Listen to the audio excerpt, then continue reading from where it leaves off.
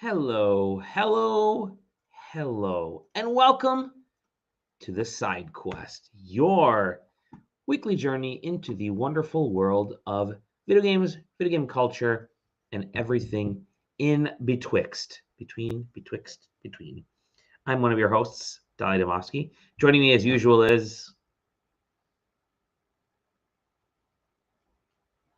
no one. No one joining me today. They all wanted me to shift the time of the time and date of this podcast to Friday because they were all busy on Wednesday. And look, no one's here. Oh, but you know what? Lisa's here. Hi, Lisa. How's it going? Don't tell anybody else you're my favorite viewer. Okay. Everybody else, you didn't hear that. Lisa, you heard that. Hope your evenings are going well. We do have a few viewers and listeners. It is a Friday here over on East Coast Midwest time. A couple of the folks will be making their way in as they can. They're all having fun times playing video games, and that's what I'll be doing as well. But I just wanted to say hello. Oh, look at that! Don't tell anyone. Sweet. Shh, I won't tell anybody. They're all going to join later, and they're going to realize that they missed out. No, it's all good. Yeah, it's been a crazy week for everybody, I think, and everything. I know for myself, it's been not so at the office. The shift from winter to spring is bringing with it just madness, as now everyone's starting to ramp up on work being done and timelines and all that kind of stuff. So your poor friend Dolly is spending some extra long nights right now in this transition from February to March, winter to spring, to try to get things rocking. But worse things have happened around everywhere, and we're obviously we're going to focus on the gaming industry here. And you can't really talk about games right now without talking about all the layoffs and all the nastiness that's happening right now, which is really sad because there are some truly magnificent games that have been released over these last couple months. The first 2 months of the year, 2024, thus far, has had like a 3 or 4 week span of some of the best games of the last 5 years. And so we are we're balancing that with this horrendous business side, shareholder value, which I hate those words, but those are words, and those are words that corporations use to justify, for some reason, laying people off, getting people to lose jobs, shuttering offices and studios and things like that. It's pretty sad. So this week was a rough one. Kicked off, I think over these last 2 weeks, it's just feels like it's like I keep looking at acquaintances of mine and former colleagues that are now more on the full game dev side, all posting, I've been laid off from like big studios. I'm gonna share this one, because I think this was the one that kind of hit everybody really hard. I'll start with I mean, they all hit hard. They're all bad, but I think this was the big one of this week, at least at the start, was PlayStation laying off 900 staff, hitting Naughty Dog and Insomniac. Some folks had, look at that. Yeah, Taylor's in. Taylor, how are you? Bring that bad boy down. There you go. You got that nice background too. It's more than a background, Ellie. It's more than a background. It's a lifestyle. Let me go like this. It's a lifestyle. It is are you live playing? Nice. I mean, I'm just saying that in case the news isn't quite spicy enough, I have something to occupy my time. We'll get into this in a minute, because there is news related to this game, and then we'll get into that's right. you actually playing it. But I'm going over just some of this poopy news that we just can't get away from, man. Enough of it to go around. These layoffs have been horrendous. PlayStation had big ones this week. 900, folks that worked on Spider-Man 2 in the fall and are doing patch stuff right now are getting laid off. It's just bonkers. The one where Jim Ryan visited the studio London 3 days, studio, the London studio 3 Oh, days my before Lord. they announced the closure. That was that's a choice that they made to do. Yeah, if you haven't seen that, I'll see if I can dig it up. Man, cannot believe that one. Jim Ryan, the outgoing CEO. I'm just saying I wouldn't make the appearance. Yeah. Oh, here it is right here. You see it? Our friend Jim Ryan, SideQuesting Zone. No, definitely not SideQuesting. Yeah, no. There he is, Jim Ryan, celebrating with this PlayStation London studio. This smug motherfucker literally shows up and smiles while he knows that this studio is about to get, or this whole operation is about to get shut down in like 4 days. Wild. Just absolutely incredible stuff. Just horrific. I mean, it's here. I'm going to zoom in. There it is. Look at him. He's got a little bit of a smirk, like a smug face. They're throwing a big party, a farewell party for him. And guess what? He's still around and they're not. I cannot believe that is just incredible. It's horrible.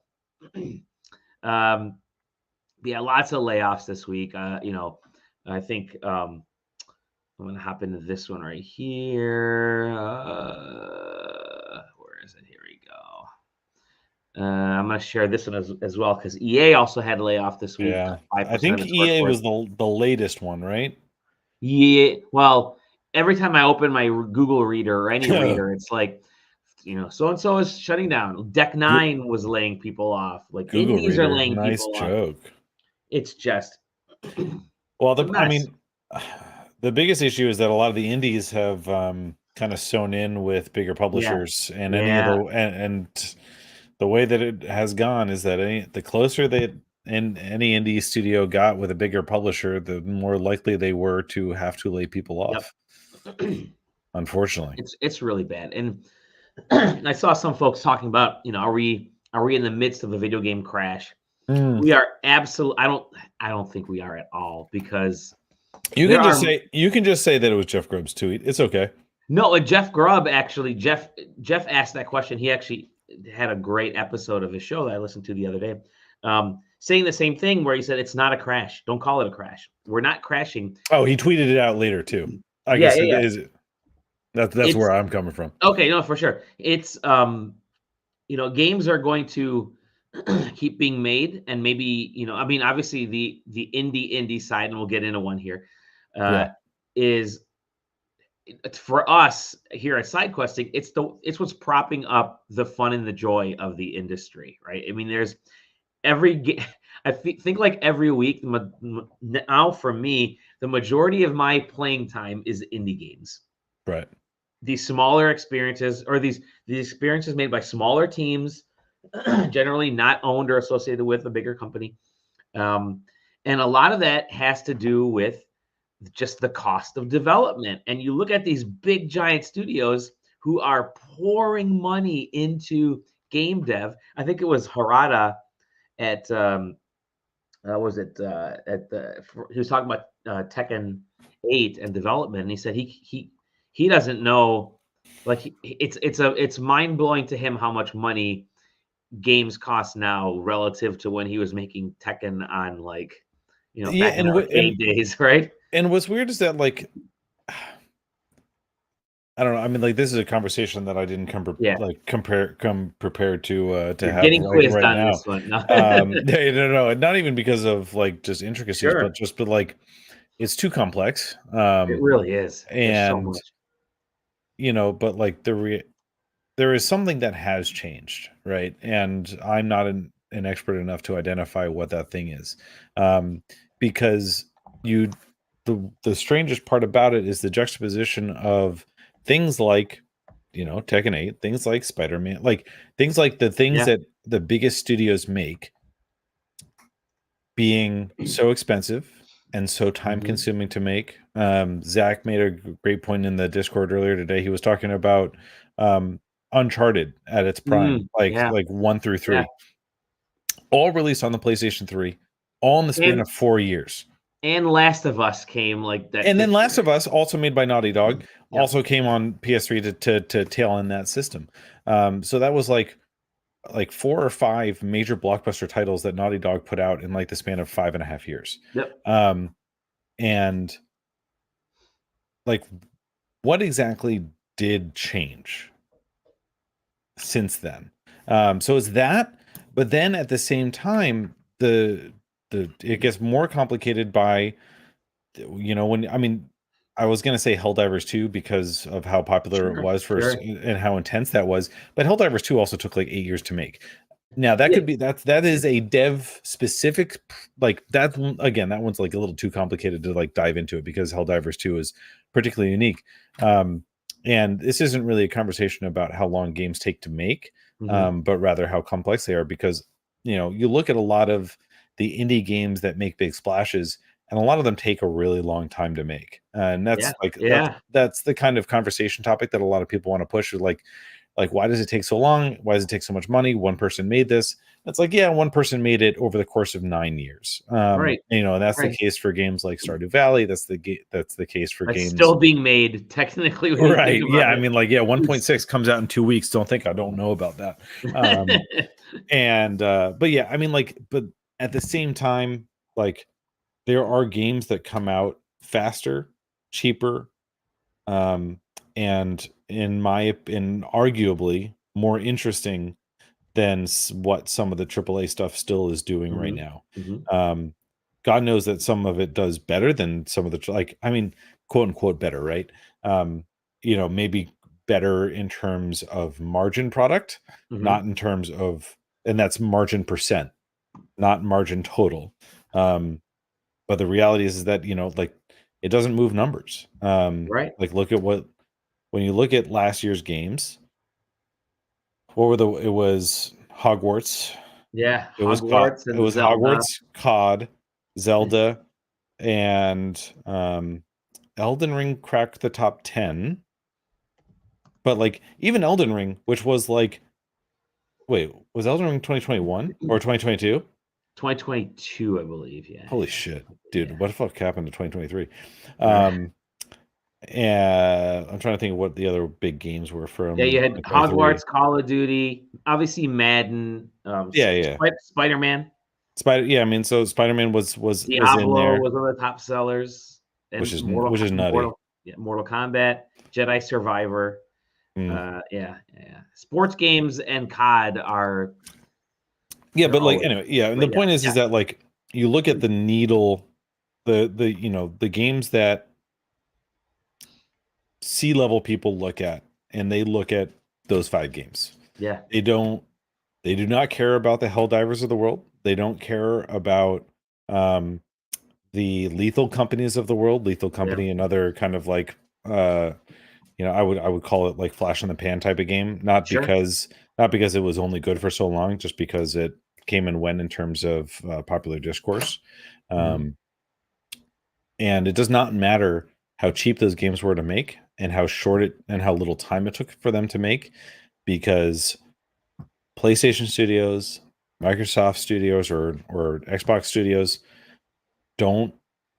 they want those games to exist. They do not want to be the ones to make them, because they do not matter enough. And that's in the big quotations, mattering enough. But they don't matter enough to the popular discourse. They don't make it into the top 5 games in terms of sales for the year.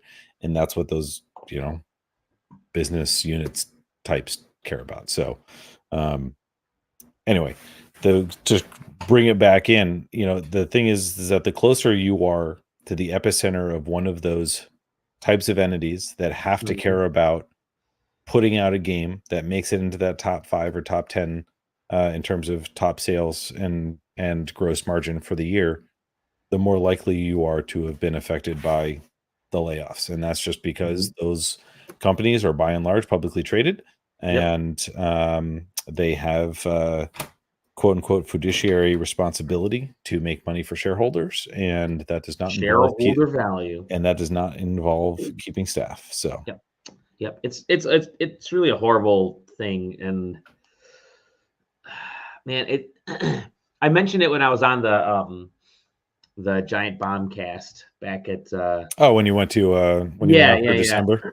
Yeah, and I brought up the point that it really does suck, but a part of it is because the game industry has just gotten so big. It's become like every other big industry out there, Yeah. which is it's no longer about the product, it's about the money, right? And for Yeah. these big companies, not about the product you put out there, it's about the money. And you have, weirdly enough, you have companies like, I look at the dichotomy of like two Japanese companies. I look at Sega, which just seems to make a failure in sales after failure. Like Sega's games don't rank in the top 25, top 30 ever.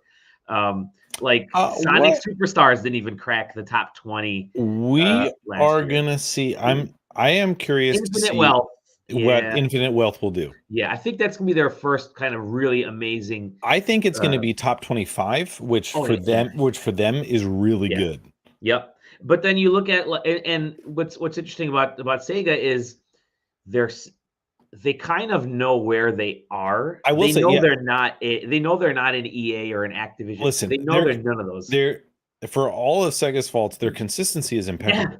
it completely. It is like, you know what the games are, you know Yep. about how the games are going to do, and they are comfortable to just continue to produce them. I like, if anything, they are like the darling of it, because like Yeah.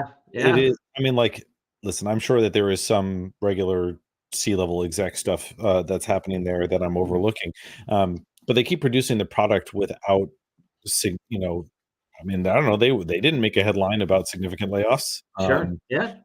and They had light closure layoff thing, but that was, yeah, it didn't rank anywhere near like what these other companies are doing. Yeah. um, And they're not a super realistic high, like massive throw money at right,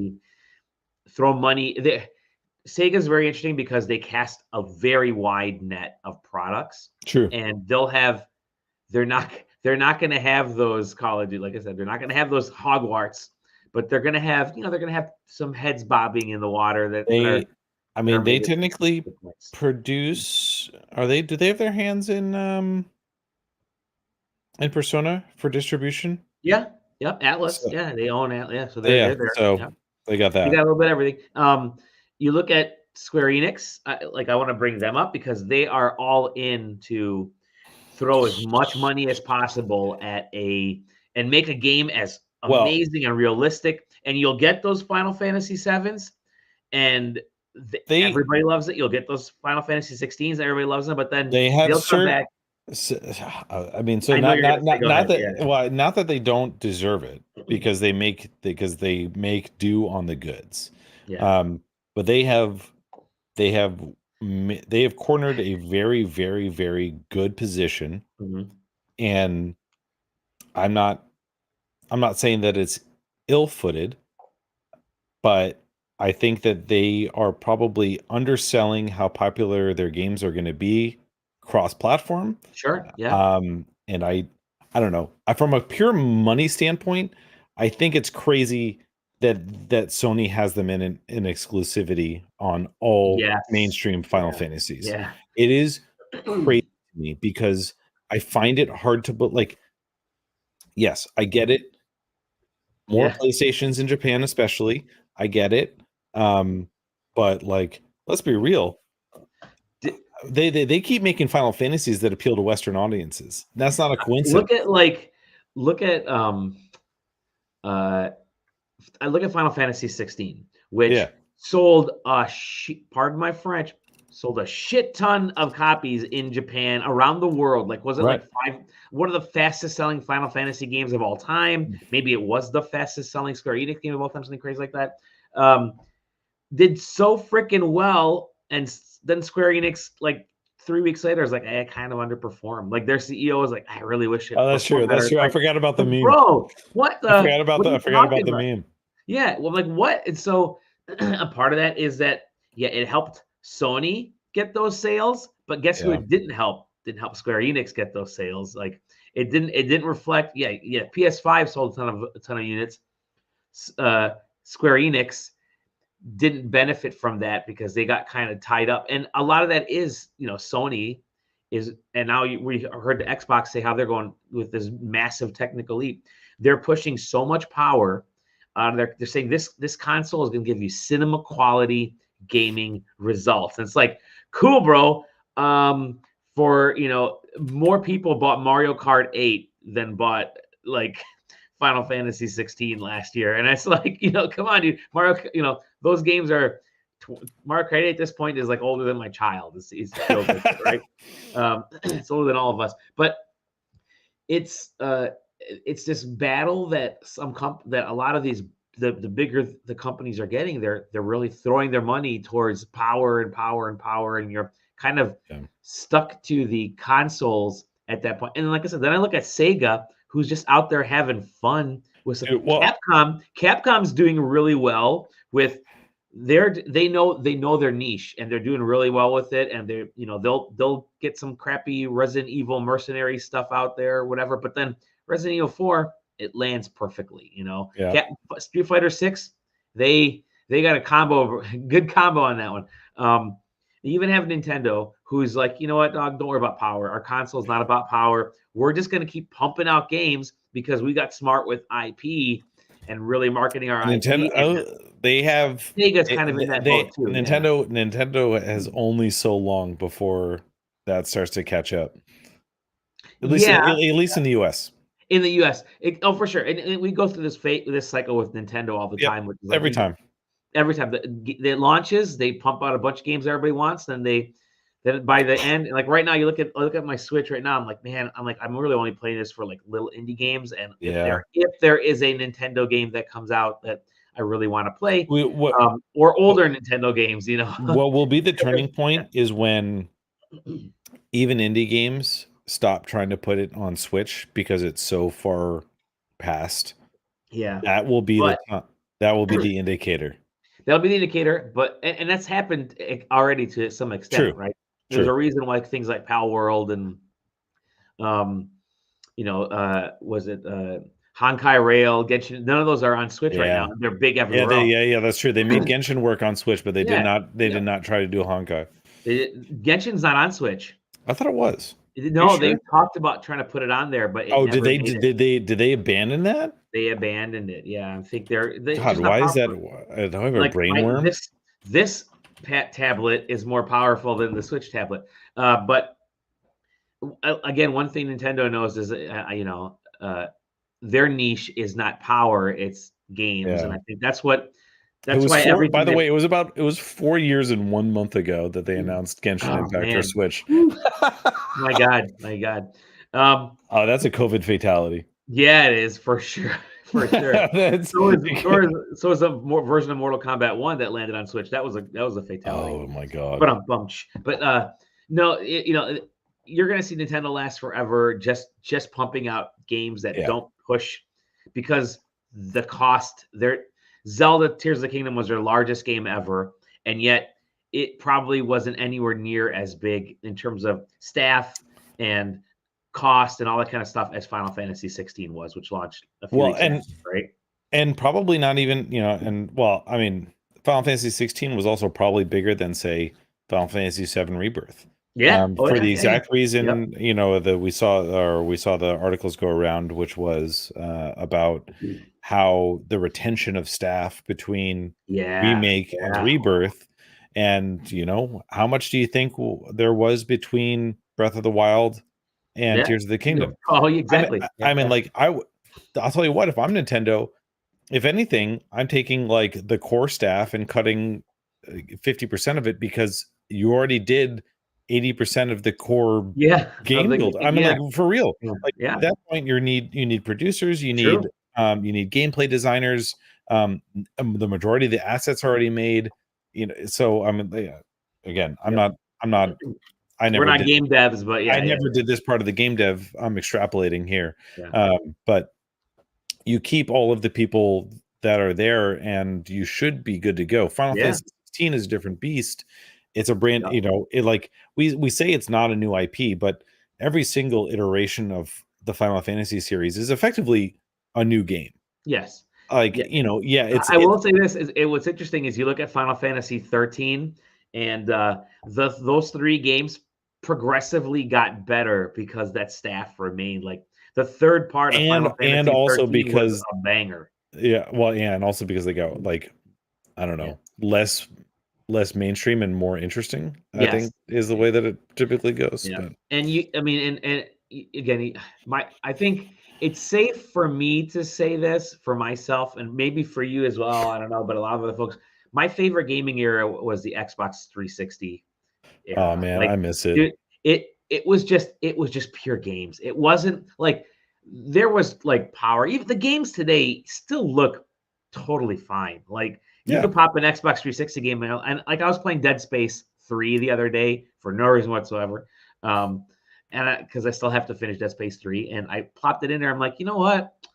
This looks great on my 4K TV, dude. It Well, still looks so awesome. yeah, I mean that's a big like that's so this is Yeah. we have a resolution and a scaling thing that has happened since then. Yeah. Yeah. And as Cinema quality. and as a proprietor, as an owner of a Mister and a CRT, like, I've Mhm. talked at length about this, about like, dude, like there are games that are made now that are trying to recreate Yeah, how yeah. good things looked put onto a CRT The 20 game right 20 behind you like on that 25. yeah, Yeah, I yeah, mean, like, and yeah, I mean, it's literally Balatro has like fed in, pumped in yeah. CRT Yep, effects yep. onto it. Um, There you I mean, you go. see how Yeah. like how So gritty that is. But it and it's just game dev cost. It's ballooned so much, and I do think you're gonna start to see I think one of the issues, or one of the things that's gonna happen is, yeah, I don't think we're in a gaming crash, but I think what you will see is the scaling back of these big giant game. And to be honest, I hate to say this about Sony, but they said, hey, but I kind of agree with them in which they said, we're not going to put out these big giant, you're not going to see a big giant IP game, like sequel game this over the next year. They didn't say you're not going to get any first party games. They just said you're not right. going to get these big ass giant. I would do a new Astrobot game, which was fantastic. That is not a high production game, but guess what? That launched for free with the PS5 or PS5, PS4, whatever it was. PS5. That was awesome. Like, dude, make more of those. Make smaller Jack and Daxter games. Make the things that aren't these giant. I don't need Fable to be bigger than Witcher 3. But it's going to be. It's going to, and I think that's the issue is, Starfield was the issue, is indicative of this because it Yeah. got so big and it costs so many people's lives to Well, get I done. mean, But like, and I don't want to yeah, yeah. beleaguer this one for too much longer, but um, you know, a- we are also reaching a point where a lot of cost is becoming associated directly with time, Yeah. where things Good are point. just taking too long and games are being remade too many times during the development Yeah. process. Yeah.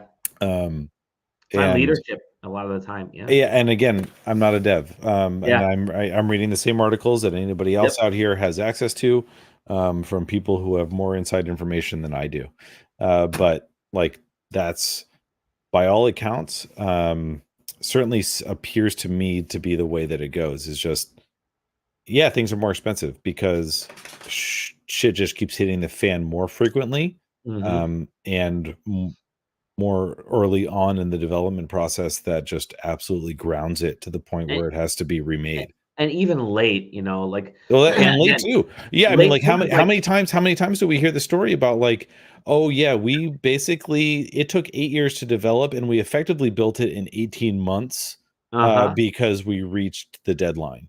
You reach a Yeah. deadline, and then it's like, and then you'll hear, and then, or in other ways, they'll say, "Yeah, we got really far along in development of this game, and it was this awesome first-person shooter." And So then marketing came in and said, "Guys, loot extraction games are hot right now. We want you to take this zombie game, so this here's a zombie puzzle game, and turn it into a loot extraction game." so here's a thought, Dolly. How many, we and I think I'm, Well, that sounds like a great idea. we can Zombie take puzzle loot we can take the extraction. 18-month figure that I said and I would probably say is between 18 months and 36 months, right? So a Mhm. year and a half to 3.5. Is that what I said? Or Year and a half to 3. a year and a half to 3. And that's usually the cutoff when you're like, you have to produce something now. That's your cutoff. It's anywhere between 3 Right. years and a year and a half. And I think that probably a lot of it is that from producing and budgetary perspectives, that used to be the max. It Yeah. wasn't you have 8 years, produce something 3 to 1.5 years before it has to launch. It used to be you have 3 years or you have 1.5 years to produce a game. Like if you go back far enough. Obviously, like it depends on per studio and per developer. But I don't know. Part of me feels like that's a big part of the difference was that the time scale that studios had to make games Sure. has also ballooned that much, Balloon. and it creates inefficiencies because like you can afford to. You Yeah. have 8 years to make something. Look at two of the best games from the last couple of years Yeah, name them. that Microsoft put out. What are two of the best games from the last couple of years that Microsoft put out? I mean, Hi-Fi Pentiment Rush and and Pentiment. Hyper yeah. Rush and Pentiment. And those games were smaller teams. They were part of them were like I think both were passion projects. Did they make a ton of money? Maybe not initially because they were on Game Pass, right? But Right. Microsoft is doing the smart thing now and saying we're going to put Well, these yeah, I on mean, other platforms. I mean, I'm confident that those were strategic Game Yeah, Pass yeah, positioners. yeah. I mean, you could argue that Hi-Fi Rush went multi-plat, but like Yeah, that's whatever. what you do. I mean, like you use the first party products to try and bring people onto the platform. It's a recurring subscription platform. That's the way that this shit works. Yep. They they get subbed and then they stay subbed, and then you make it multi-platform so that you Yep. can increase residuals. It's That's why Disney Plus is now putting Mandalorian on Blu-ray, right? yeah. It's like So you already got yeah, the subs. You're yeah, trying to at some point it is more beneficial to you to A, get sales, and B, make sure that more people know about a product that yeah. came from your studio. I would love personally. I would love more game. You can have your Avowed. You can have your Fable. You Nobody can have wants the your big. avoweds. Well, yeah, no. You can have your Fable. You can have Sorry. your Forza Horizon. But give me games like I think was it 2021 around that time when Microsoft dropped a bunch of smaller games. Like I think even there was like a Battletoads game, and while it sucked ass, at least it Oh was yeah. out there. There was I think Psychonauts 2 was out at that same Oh, time. You had a bunch Psychonauts of these. 2. You had a bunch of these smaller games that for me made Game Pass seem kind of like really exciting. Wasn't these big games? It was these smaller games that really kind of enriched my time in between these big releases. I really do hope that companies, and again, I'm not a money guy on this thing. I only know from a gamer perspective and from making cars. But uh, I I don't mind if these big giant pillars scale down and you get a lot of these smaller releases that can sustain companies while these big things are being made. You got to have these little feeder things to help. So, but I will say one thing: lucky are those companies that manage to get out of this cycle. And Yeah. one of those companies, Saber Interactive, Oh um, yeah. who managed to squeak away from Jeez. Embracer. Holy, it's funny. It's like I love this headline. Saber Interactive buys itself back from Embracer, which is actually great because Embracer Dude, lost. I'm waiting for this headline for Bungie, by the way. Yeah, you know what? I don't. That'll probably happen because Toys for Bob just did it too with Activision. They just announced it today as well. I want, Um, dude. It almost. Which and listen, I know that we talk up Microsoft a lot on the yeah, here on several occasions. But it does it honest to God feels like the acquisition with Microsoft happened and said, Toys for Bob, you're free. yeah, Be it well. felt good. That felt and to the point where Toys for Bob said, "Yeah, we're so happy to be away from Right, Activision. We're going to work with Microsoft on right, no, projects." right. It's so great. I mean, like, yeah, Oh I mean, God. you know, behind the Yeah. closed doors, it's like, listen, you guys are on your own, but we get the exclusive deal. Yeah. And they're like, Let's do sweet. it. You got rid of Bobby Kotick? Uh, Count us in. but yeah, no, Um, I mean, I, this is good news for Saber. Really good news for Saber. yeah, I've been a part of a spin-off. Like the company I work for now was a part of a conglomerate, and it was either going to the they knew they weren't going to keep us. So they were going to either sell off bits and pieces of us or just shut us down completely. Thankfully, they couldn't find a buyer for us because the company was asking for so much money. So they said, you know what? We're going to divest ourselves from you, buyback. They did the whole share buyback thing, just like Saber did. And we've gone through, yeah, we've had some bumps here and there. If you're in the Discord, you hear me complaining a lot just of the automotive industry in general.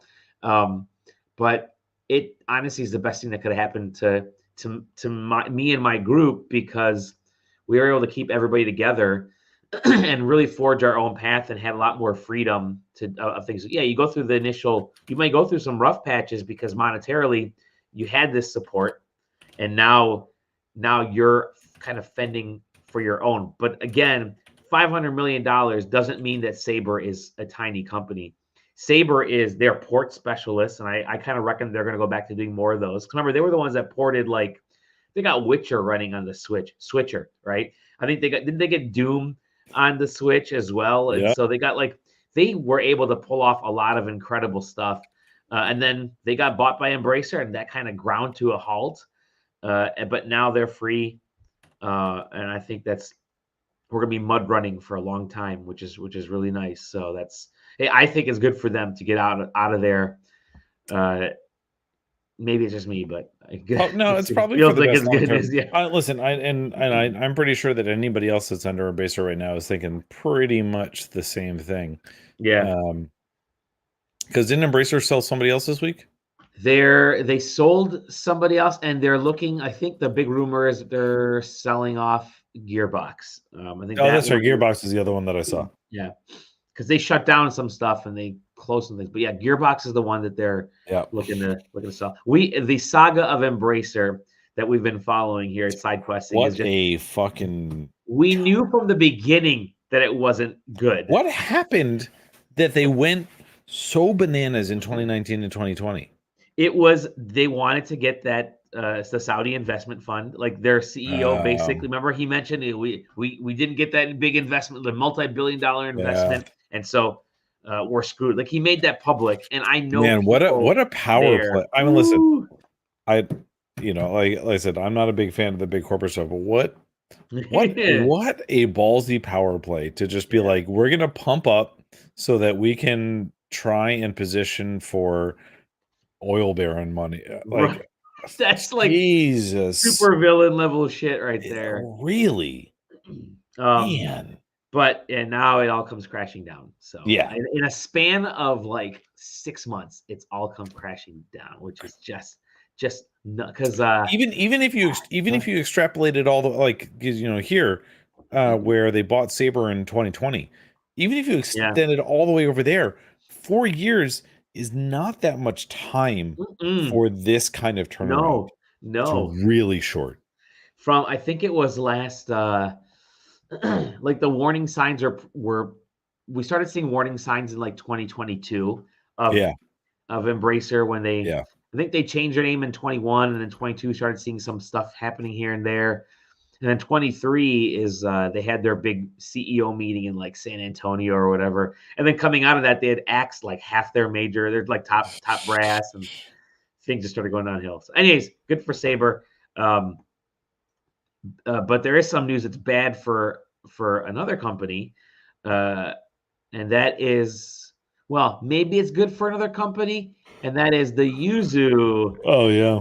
the Yuzu stuff. So you know about Yuzu. If Yeah, you don't, if y'all don't know, why I don't you can go s ahead and explain this sucker? I can speak to Yuzu a little bit. Yeah, yeah. So, Yuzu uses a Nintendo Switch emulator, um, and it has legitimate purposes like any other emulator of any other system that exists out there. and it can be abused just like any other emulator that exists that's out there. So what happened here is that Tears of the Kingdom leaked early. It got cart dumped early. I think it was a week or more before street date. And now there are other Nintendo Switch emulators that are out there. The difference is that Yuzu made the mistake that they incorporated and they try to make money. Yes. And I think the other one's called Ryujinx. Something like that, yeah. The reality is that there's another one out there, and it's not in this lawsuit. And that's because Yuzu is more popular. It's incorporated, and it tries to profit off of its existence. And when it was on the Steam Deck homepage. Well, yeah, I mean, like, listen, the Steam Deck homepage stuff is neither here nor there. Like, if Ryujinx was the one that was on the Steam Deck homepage, it wouldn't all of a sudden be a part of this lawsuit. Exactly. And I know that we're making the joke, but I just wanted to make that abundantly clear. The bigger issue here is the fact that they are incorporated and they try and profit off of the existence of this product. Right. And so anyway, Nintendo is going to attempt to sue the shit out of them. And the reality is that they are probably going to have to pay some damages. Yeah, I find it unlikely for them to escape this. I remember that when this got posted, and I didn't get a chance. I didn't read the entirety of the paper. I only read what was posted in screenshots on Twitter. Mm-hmm. Nintendo suggested that there was over 1 million downloads of Tears of the Kingdom, which is a bonkers number. So, but I do know people that downloaded it on Yuzu. I do know people. For sure. Like there's I don't know if it's Yuzu, but they downloaded it. There's multiple things about downloading a Nintendo Switch ROM to play it on an emulator. One, you cannot attribute it to going to play on Yuzu because there's multiple different emulators that exist. I didn't get a chance to read through all of the legal actions. So I don't know if the other ones were named. But to try and attribute them all to Yuzu is like, all right, that's kind of a lie. The second one is unless they have some weird hard numbers that I don't know. They put a worm in the Yuzu website. I mean, maybe that would be some shit. The other one is that, like, where did they get that number from? Yeah, right. Like, I don't know. That's I want to know. Everybody wants to know where they got that number. I want to know where they said that we know that 1 million people and listen, this is a tale as old as time. Yeah. Of how many copies did pirating steal from the developer? Sure. Because that number is unquantifiable. They don't know. Downloading it 1 million times doesn't mean that 1 million people attempted to load a ROM into an emulator. There are hundreds of thousands of automatic reseatings that exist in networks, and those have only gotten more prevalent since the early days of emulation in the early 2000s. But on top of that, you also just have, like, I don't know, that number just seems so hard to quantify. It's so wild, yeah. But the other thing is that, like, you can't also quantify that those stop sales. The base product of Tears of the Kingdom on the original cart that got out early was actually pretty bad. And from what I recall, because I was aware of it when it happened, that the performance was awful, even playing it on emulators on PC. Sure. Yeah. And so, like, to say that, I mean, granted, if I'm a Nintendo lawyer, I turn around and say, like, yeah, that's exactly the problem. They didn't see the product that we intended to deliver, and that reduced our sales too. So, this is the way that law stuff goes. So that's why Pokemon. So that's why. Well, it's the only redeeming quality about Arceus. At the end of the day, Yuzu's boned here. They make a product. They make a profit off of a product that has a direct impact on being able to reproduce a Nintendo product, and there is no way around that. That's just a fact. Nintendo Switch was cracked really early in its life cycle because of security issues on the Tegra chipset. Yep. And that'll never be escaped. You can bet you it could even be one of the reasons why Nintendo's Switch successor has taken so long to come out, is because they really, really don't want that to happen to the second iteration. Would not surprise me. But yeah, no, their users probably going to have to. They'll be lucky if they can settle this one. Yeah. And one more bit of news that we're going to kind of walk into what we've been playing, and that is Balatro, the greatest game ever created, ever in the history of ever, has a ratings issue. So this is related to European Ratings Board. Yeah. When the game first launched, it was rated basically 3 years and up because it cleared the PEGI rating for like gambling and yada, because there's actually no money. There's no betting happening in the game. It's really the only money you're getting is based on your score, and then you use that money to buy cards and effects in the game. So there's actually no betting taking place, right?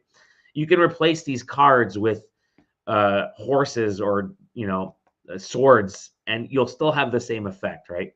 So it had passed. It got it passed all the ratings. It appeared on Switch and a bunch of other marketplaces. And today, all of a sudden, started disappearing because PEGI had changed the rating to 18 plus overnight, as you can see here. And that screwed with eShop. That screwed with a bunch of other things. Yeah, you see it here. It's available in the US and Canada, but the UK Xbox and PlayStation stores are listing it with a PEGI 18 rating with prominent gambling imagery. So that stuff is now throwing the Balatro page on the Nintendo website has been pulled. So that's like that team at PlayStack is like losing their poor minds because it shouldn't. So just an example. I mean, like, I've got it in the background here. Like, it's tough because like I literally can't bet money in this game. Yeah, you can't. Nope. I can't say I want to spend $10 so that I can play this hand. I technically have a resource which is called money. And there is a second resource that is called chips. But neither one matters. Like in terms of I'm gonna flip you on there as you can show. Yeah. And so like, I earn chips by playing cards, which is not how gambling works, by the way. Chips, chips are strength. That's just basically card strength is all it is. How strong is your card? How strong is your attack? And that's the chip number right there. So yeah, they get pulled for gambling, and I mean, I reckon it'll buy you back up. It may be nothing more than one of those dumb PEGI, not clerical, classic PEGI moment. Classic PEGI moment where they're like, "Oh crap, that looks like it has cards, and there's money signs, and it has a casino look. Let's throw an 18 on there." Yeah, totally not. And don't get me wrong. I mean, like, there are many casino appearance items, I guess I would call to it. I mean, like, because it's making fun of poker. Yes, it is. It's making fun of poker, exactly. So hopefully they get that resolved, because right now it's my game of the year. But we're gonna get into what we've been playing, and you've been playing it, and talk to me about Balatro. Hold on, I want to check something real quick. Sure. I want to see. Does this work? Is there anything coming through?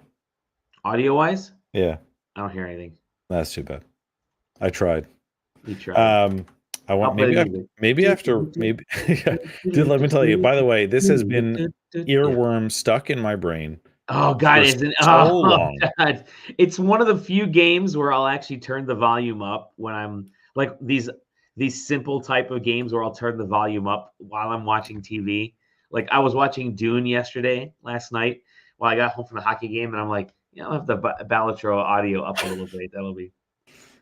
Oh, you got one of the locked Joker card or the locked card there in the back. Yeah, I'm missing one. Run around without playing a flush. Very hard. Flush is like one of my favorite hands to play. Yeah. That's mine too. Hold on. I'm actually gonna quit this real quick. I'm gonna restart it because I want to see if I've never played with this functionality of my mixer before. So But go ahead. Balatro, I'll just do a quick recap. As I noted in the last episode, did my Balatro review. It's a roguelike game that just so happens to have card-like elements.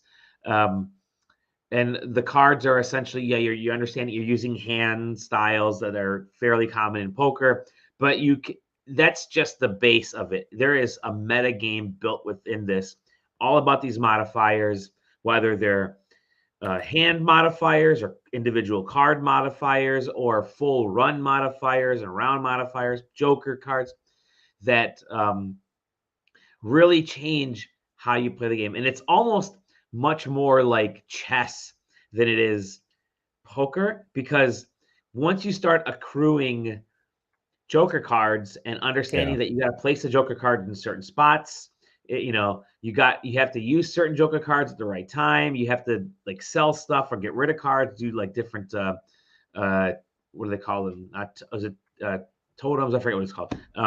Tarot cards. Sorry.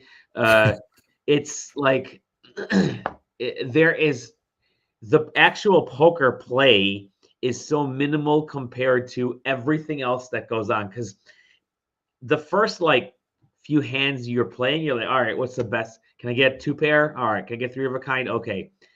After you pass that first like couple hands, the game changes, like completely changes into I'm focusing on only getting four of a kind. I've built my deck for royal flush or this or that. And so you're developing your card decks like attacks. And I think, oh man, how do I get that? Dude, you can get it. That's where this metagame just goes through I the know. roof, dude. Yeah. So that's what Balatro is, and is the most fucking addicting game that I've played in so long. But now, since you can't get audio, Taylor, tell me. Yeah, I mean, I was trying to pipe in. This is what I get for messing with it for my first time back on the podcast in like a month and a half. I'll see if I could pipe in the Balatro music into. If not, I'll load it up over here and I'll splice it into my feed, because it just like as if the game itself wasn't strong enough. Sure, it will also just peer into you. I swear, I'm in work all day and it's just there. Yeah. You know what? There we go. SideQuest is going to put a 10-hour Balatro musical loop. We'll probably the most views we've ever gotten. Literally will be our most successful video video within seconds. But yeah, I mean, so I'm a big roguelike fan. I've talked about many of them over my time, and Balatro is among the best. I mean, and one of the kind of subgenres of the subgenre of roguelikes is deck building roguelikes. Yes. And so Slay the Spire is probably the most well known of them. And Balatro is like, okay, take that similar idea, except now I'm specifically surrounded by what the traditional idea of, I think, 7-card draw poker. Yeah. And now I'm going to take that and I'm going to twist it. So they took that, they assigned a ways to accumulate points, which is that cards have specific values. Face cards are 10, aces are 11, number cards are their number value. And then hands have specific values, which are illustrated here. So you earn the chip value times the hand value or the play value. and it's just brilliantly done. The augmentation comes in the form of joker cards, which can be like seen here. Add in 20 multiplicative if you have a hand that has 3 or fewer cards. So, if you look at the thing here, so a 3 of a kind, for instance, instead of it being 30 times 3, it would be 30 times 23. And then it's just, and then the rest is just math. You add that in, and then all of a sudden you realize that there's 170 jokers. Let's go to the main menu real quick. There are go to collection, 150 jokers. Yep. They do a whole lot of things. And you saw earlier that one of the unlocks there was 100 million in a single. Was it a single hand? In a single hand, yeah. In a single hand. So there's a lot of options there. You have to multiply a lot of numbers in order to get to 100 million. When the baseline is what was straight flush? It was royal straight flush, or straight. Yeah, I mean straight flush starts at 100 times 8, so it starts at 800, and you managed to go from 800 to 100 million. And that's just the kind of game it is. It's just it is like I said, at the end of the day, it's a deck building roguelike. Except the music fucking rocks. There's only one track, except depending on what menu you're in, it's slightly altered, and it all works, and it's just good. So the way that you see there over Taylor's right shoulder, he's got 4 hands and 3 discards. What that means is you can discard up to 5 cards at a time 3 times in a battle, I guess, versus a boss per ante. They call per round. Ante or round, and then you need to complete that point total within 4 hands total, like four plays. So 3 discards, 4 plays. It gives you essentially, in this case, 7 chances to kind of get what you want to get. And then I think where do I see it? Do I see it from the main menu? This like the way that the antes work. Mm-hmm. I forget where I see it. Oh no. There's a place where you can go that I can't remember. Well, it's in between the battles, right? You can. No, there was. I finally saw a menu where you can literally see what all of the all the antes are. Oh, if you go back into your play, I think you've hit run info. Was it run? Is it run info? It might be run info when you get in there. Was it the blinds? No. Okay. There's a thing where you can see like what all the different kinds. Yeah. So ante 1, ante, because you can see down here I'm on ante 2 of 8. So you can see what all of the base level chips required to beat every ante is. Yeah. And so it progresses up exponentially. On average, I think to beat ante 8 it's like 200 to 400,000 chips. Something along those lines. When you're starting at you're knocking out 40. Yeah, I mean, I can't. But I mean, I'm honestly, if I was going to do this, I would probably skip this one and skip this one. Yep. That's the smart thing to do, is to skip the first 2 out of any set, and then you go to the next one to. And then so like for here, I would I'd play a flush. You don't have any jokers set up in this hand. Yeah, because listen, I skipped the first time. Okay. Yeah. Leave me alone. Building up your hand is so important. There you go. You're clicking through. Yeah, dude. Nice. I'm doing this real fast. I might lose. There's I've been watching Northern Lion, who is just a phenomenal Balatro. Dude, he's really good. I was actually just watching his videos earlier. Yeah. I've learned so much. Like when I first started playing Balatro, I was playing it like poker. And I was losing. I'm like, you get to a point, you get to 4 or 5 antes, or 4 or 5 rounds, and that's it. And you're like, okay, well, maybe I'll break through at some point. But no, it's you have to play aggressively with skipping blinds. Like that's a big part of it, so you can get the tags, which make the improvements. And then you have to get your jokers. Oh, there it is. You have to. That's right there. You have to get your jokers. You have to build up your card deck, and try to get. Again, are you going for 4 of a kind every time, which is what he likes to go for? Then you have to upgrade. You have to upgrade your card values to like from from 10s all the way up to kings or aces or something, so you can get the most points. So it's a stunning game. Like watching those videos from him and from others has been really, like I saw him like in like less than 20 minutes he got through nine ante or 9 rounds, whatever it was, and just kept going. Like he was basically in endless mode. I'm like, good lord, that's freaking nuts, man.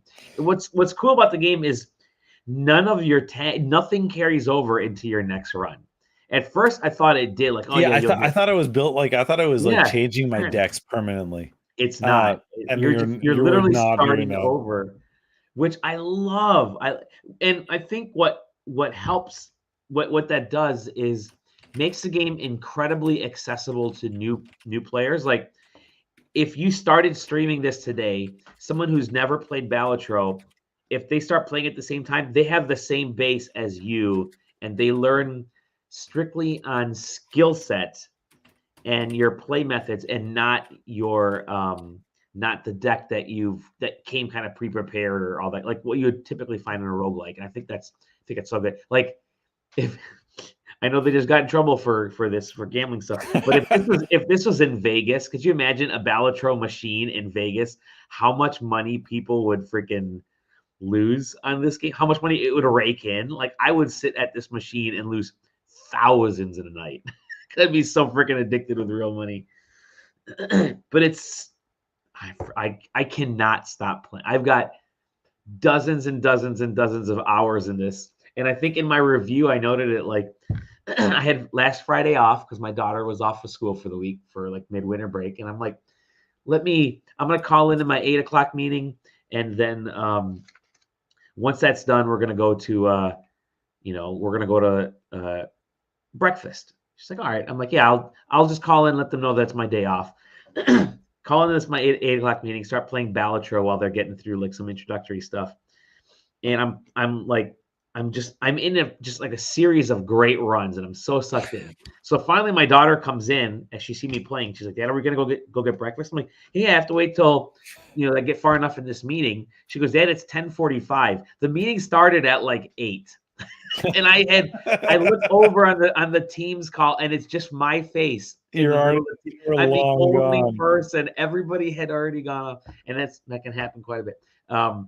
It's so easy to lose track of time with the game like this, dude. It's so easy.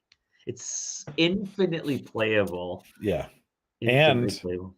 Great on Steam Deck. Like yeah, it's fantastic. All of our favorite games. That's what I've been playing it. I want to get it. I want to gift this to like. So I have a bunch of buddies and family members who don't have Steam accounts, like the heathens, right? But they have other platforms. So I'm gonna get this. I'm gonna get this to my nephews for their Switch. I'm gonna load up Balatro. They're like 7 and 9, so they're gonna get addicted to poker early on. But I'm gonna get them Balatro. No, just kidding. But like, yeah, if you don't have Steam, get this on any freaking device you have. There is going to be a mobile version of this thing within like minutes, it feels like, because it's doing so well. So the Balatro folks better get a mobile version. Were you? I mean, it was funny because the dev of Balatro has been in Northern Lions chat. Oh, has he? Okay. Frequently, and that joke has already been made of of that the mobile version's coming, and then it had to be immediately retracted because somebody got lied to. But I find it funny. But like, yeah, I mean, it would work. It would work great on mobile. I mean, like same as. I use the touch on the Steam Deck sometimes. Do you really? Yeah. The only problem is you can't actually. You can touch, but you can't actually make selections with touch. You can like select you can touch the icon and it says, okay, I've selected this icon, but it doesn't initiate it. You have to actually then hit the A button or the X button. Indicative of the fact that touchscreen is not caked in yet. So Man, what But a game, right? yeah, so I guess as we've both been playing, I'll move on. I'm going to touch on just a few of the other things because, like I said, it's been a Sure. while. Um, I put a number of hours into Helldivers 2. We had mentioned that Okay. one as Yeah. well. Helldivers 2 is a great game that suffered from a success. It is unfortunate that it went through what it did Yeah. because it probably would have done even more spectacularly well if it had not had those issues. The Oddly, server issues. Yeah. Yeah. oddly enough, Scaling. I've heard so little about it since most of the issues were resolved that I wonder if it would have remained more popular if it had continued to have issues similar Mhm. to the PlayStation 5, as it was in headlines more frequently when it was more Sure. unavailable. Yep. An interesting analogy there. Yeah. But No. Yeah. I remember that the PS5, the Wii did that too. Remember when the yeah, Wii first launched? Couldn't but get anyway, one for like 2 years. I'm not going to harp on it too long. Like you watch a video of Helldivers, it explains everything that there is to love about that game. Yeah. It's 4-person Okay. co-op for third-person shooter, and you're killing robots and bugs. Um, What else is there in life? I mean, Kind of like it's great. You call in, you shoot big guns, you call in turrets. All of it is great. Mhm. Um, it's a really fun strategic co-op shooter. It's Uh, awesome. um, well, the only thing I was going to add to it is that the news about there was an article. I don't remember who had which outlet had the interview, that there's effectively an employed game master. Yeah. Yeah. Yeah. I saw that. That's unbelievable. So basically, you know, there is an overarching war in Helldivers. You're protecting Super Earth from a bug invasion and from a giant robot invasion. Mhm. And it's on two different fronts coming from different areas. And it was recently revealed that that's effectively manually controlled by a single game master, which is the Unbelievable. sickest shit that I could imagine. Agreed. Like there's no algorithm that's figuring out. There is just one dude who's like, is it time? Is it time for this to get harder? And is just like, all right, we need a campaign where everybody has to do this. Mhm. You know what? The humans in that live in the robot section, they're suffering. You have to liberate 8 planets in order for them to not be suffering as much anymore. And Yep. all of a sudden that becomes the quest. And so there's literally a person over there that's just fiddling with the numbers to figure out how that's going to go. And that sounds sick. I want to be a part of that. Yep. Like that's the kind of thing that I will not see again for a number of I don't know, years, maybe, probably. Anyway, that's Helldivers 2. The you playing Steam Link over there? What are you doing, Belly? Is that what you heard? Yeah, you saw Yeah. me. You heard the Yeah. sound, dude. I know what Steam Link sounds like. I'm trying. I'm getting the sucker to run on. I'm getting Balatro to run on my phone, man. um Other than that, I had a lull. This is before Helldivers and then before Okay. Balatro, and I was like, I want to play something. Mhm. And I was like, you know what? Game Pass has every one of the Yakuza games. And so I Hmm. played Yakuza 0. No. Oh, nice. And I played it all the way through. If just don't tell any big Yakuza fan, I played no side content. Uh, They will try to kill me. uh. Um, uh, but I will say Yakuza 0 slap. Great Yeah. story. Really good. I picked up Like a Dragon, which is like what, the 7th one or the 8th one or something. I forget what it The is. most recent one? No, no, It's no. That's Infinite Wealth. Like a Dragon is Oh, the Like a Dragon previous was one. either Yeah, it was either 7 or 8. that was the PS4 one. Yeah, Yeah, yeah, yeah. and so I picked up that one. I'm like, I'm gonna start with like the new run because I've been hearing. I asked folks, I'm like, which Yakuza game should I start with? Like 0, and then go through like Gaiden and all the remakes and stuff, or start with like, is there a point that I should start so I can really jump in? And it was split 50-50 with you want to play them all, so start with 0. Or the other half was Like a Dragon, because it's kind of a good onboarding point to modern Yakuza games, because that's when they really made their switch over to calling it Like a Dragon, and the cast is now solidified. So I'm gonna play Like a Dragon eventually. I bought it because I don't know, I bought it. It was like $4.99. So and then I'll play Infinite Wealth after that, and then I'll probably go back into the other games. And I'm like, I started Kiwami. Oh, sorry. Are you Steam linking into your Steam Deck? Eek! Can you hear me? Yeah, we can hear you. Oh goodness! Wait, let me get out of here. Of course, I mess up something. Keep talking. No, what I was saying is that I also started Kiwami, which is a remake of Yakuza, the first Yakuza.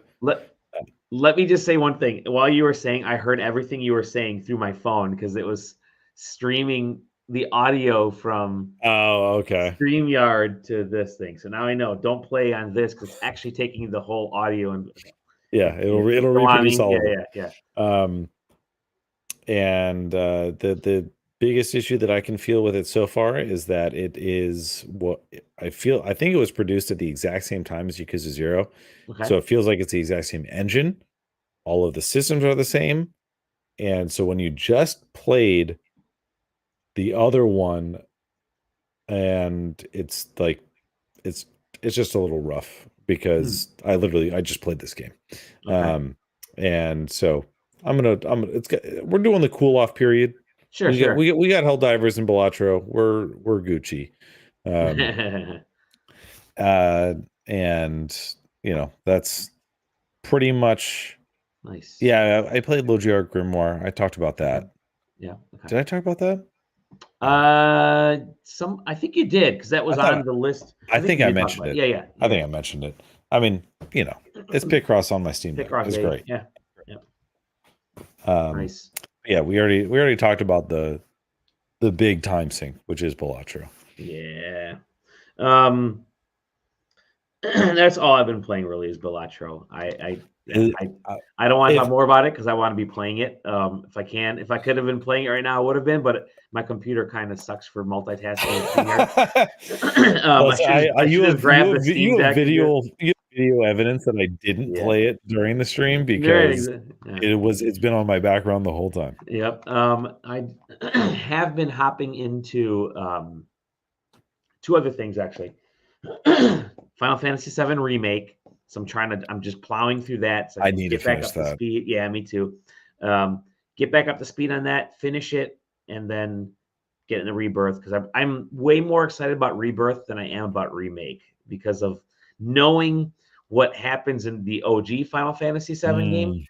I'm like, I want to see how it goes, and I'm already seeing discourse from you already know, and we already know from talking to Zach, things are changing, and it's going to be it's interesting, and it's got a card game, which is always good. Yeah, that's right, I did see that. Imagine if Balatro was how many more copies it would sell. And so playing that, a PS4 game that looks stunning on my PS5, and then I'm also playing, oddly enough, Metroid Prime, the remaster on Switch, not using the Yuzu or anything like that.